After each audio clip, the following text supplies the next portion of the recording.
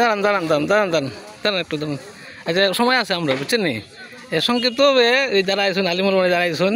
সংক্ষিপ্ত 2-3 কথা কইন সময় সময় রয়েছে আমরা হ্যাঁ 2 মিনিট করে সংক্ষেপ কইন সবাই সবাই 2 মিনিট করে কইন সংক্ষেপ সংক্ষেপ হবে সবাই স্যার হ্যাঁ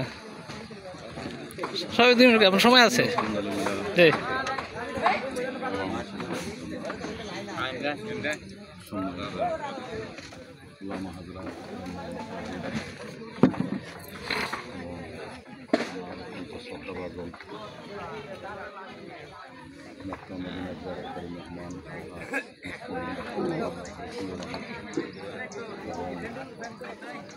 রাষ্ট্রপতি আজকের আয়োজন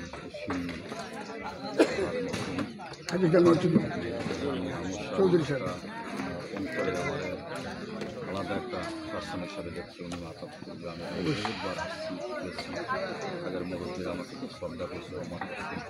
এদের সাথে খুব উঠ বসা হয়েছে মানে কি আমার জুমার মুসলিম যেমন সার এখানে শুধু সমাজ আপনারা সবাই আসছেন আমি আসলে বক্তব্য বলবো সময় নাই আসলে আমরা আসছি ওনাদের সর্বত্র মকসিয়াতের কামনা আছে আল্লাহ তাআলা যেন এই আয়োজনকে কবুল করে আমিন আচ্ছা ঠিক আছে এখন আমরা সদ্য সারি সামনে স্যার আল্লাহ তাআলা আচ্ছা আচ্ছা শেষ হয়েছে আচ্ছা ঠিক আছে ওকে আচ্ছা আচ্ছা ফয়সালা করে বলেন আমিন আমিন সুবহান রাব্বিকা রাব্বিল ইজ্জাতি আম্মা ইয়াসিফুন ওয়া সালামুন আলাল মুরসালিন হুম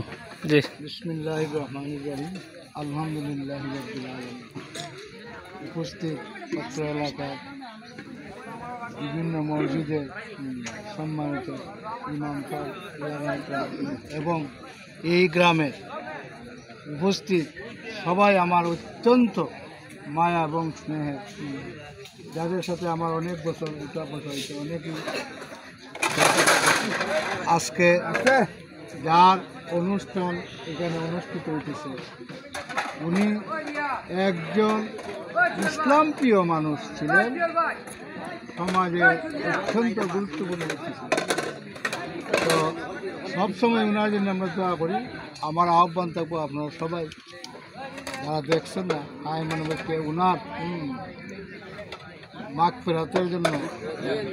ভবিষ্যৎ পরকাল যাতে ওনার শান্তিময় হয় এই জন্য আপনারা দোয়া করবেন সেই বলে আমি ঠিক আছে জীবন জীবন সংক্ষেপে 2 মিনিট জীবন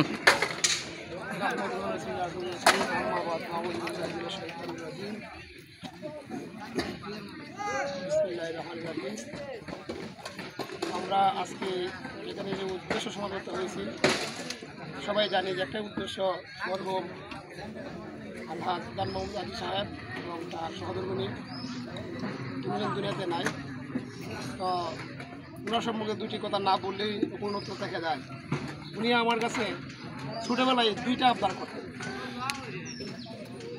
2টা আবদার করতেন প্রথমে বলতেন যে তোমরা দেশে আলিম ওলামা যারা আসো তোমরা আরও ছাত্র বাড়াও গ্রামে আলোকিত করো আর 2 নম্বরে বলতেন যখন আমার চাকরি হওয়ার পরে উনি খুব আবদার করতেন তুমি এক কাজ করো আমার আমি বলতাম সম্পর্কে নানা ডাকতাম আমরা বলছিলেন না না আমি তো বললে হইতো না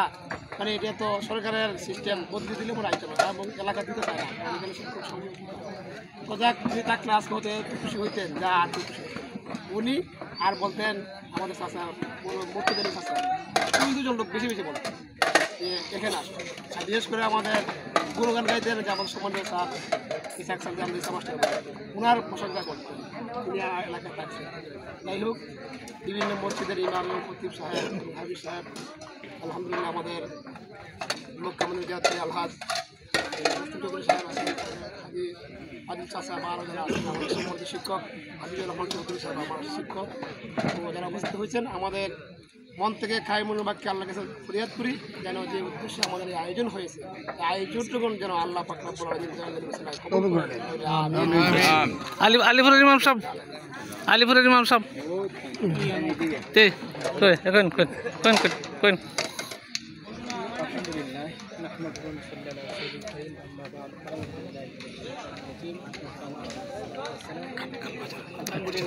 আচ্ছা আচ্ছা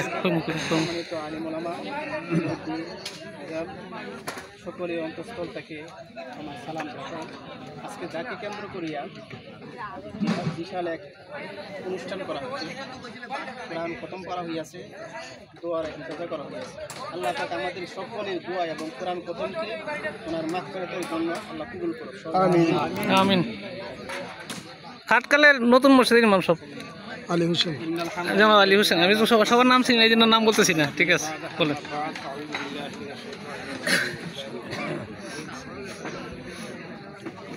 يا أيها الذين آمنوا اصبروا وصابروا ورابطوا واتقوا الله لعلكم تفلحون। আলহামদুলিল্লাহ, সম্মানিত উলামায়ে কেরাম, শান্তিপুর ইমাম সব। সর্বপ্রথম শুকরগুজার করছি যে মহান রব্বুল আলামিন আমাদেরকে এখানে কোরআনুল কারীম খতম করার পরে এখানে একত্রে বসে